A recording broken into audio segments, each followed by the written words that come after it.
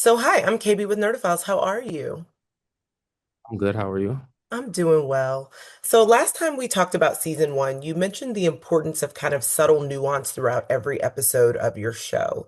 And there's a fine Mhm. line between kind of chaos and clarity in Vince's life, which obviously speaks to the human experience we all go through, but particularly kind of the through line of grief he's experiencing from Uncle James's death.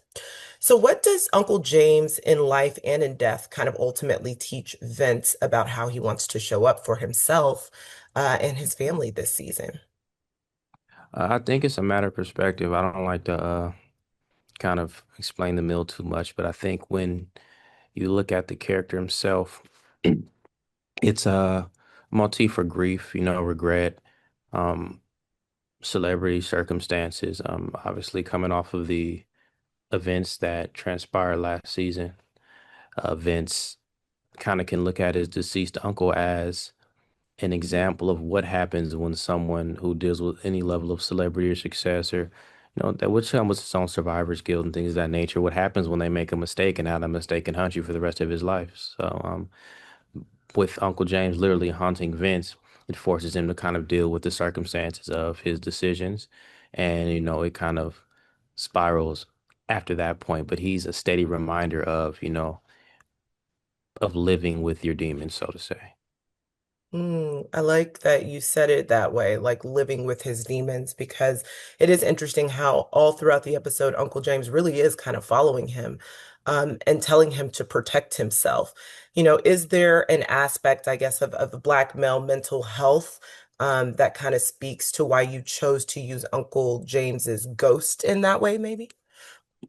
Um, I mean, yeah, definitely that's just part of it, just based on, my circumstances and me kind of being the creator of the show. It wasn't something that honestly was like thoughtful. I just think we try to be honest, and that's something that comes with it naturally. I think the death of OJ was very poignant, especially coming after the season and kind of being in season one. So I just kind of took that as a way to combine the two situations, both having a kind of our reality and the universe of the show, and utilize him as, a polarizing figure, so to say. And the way that people perceive him, everyone perceives him differently throughout the episode. And Vince is hearing all these things, questioning himself, questioning his own perception. And he's not noticing those things consciously, but, it's in the background and it's in the way that kind of he moves throughout the season. So it's very much so a part of it, but I wouldn't say that it was something that we thought to put on the page.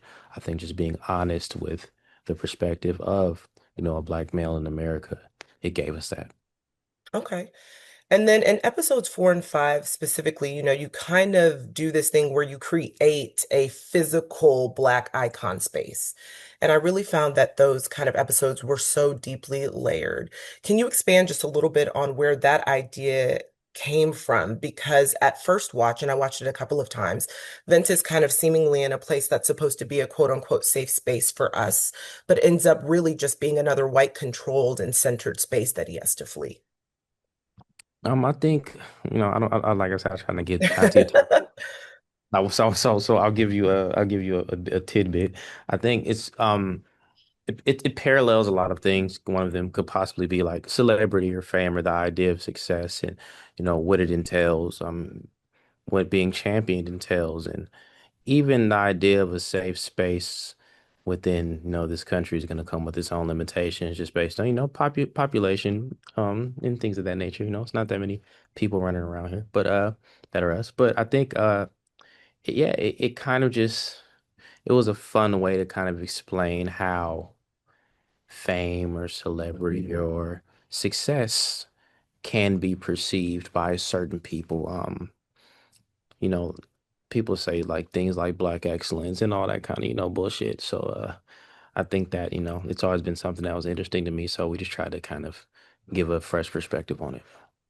Well, listen, I absolutely love this season. There were so many different layers. And like I said, I actually had to watch it a couple of times just to pick up on a lot of different things that were happening, just in terms of like family, racism, to your point, Black excellence, so many different nuances. And I really can't wait for audiences to see it. So thank you so much for taking the time to chat with Nerdophiles. Really appreciate it.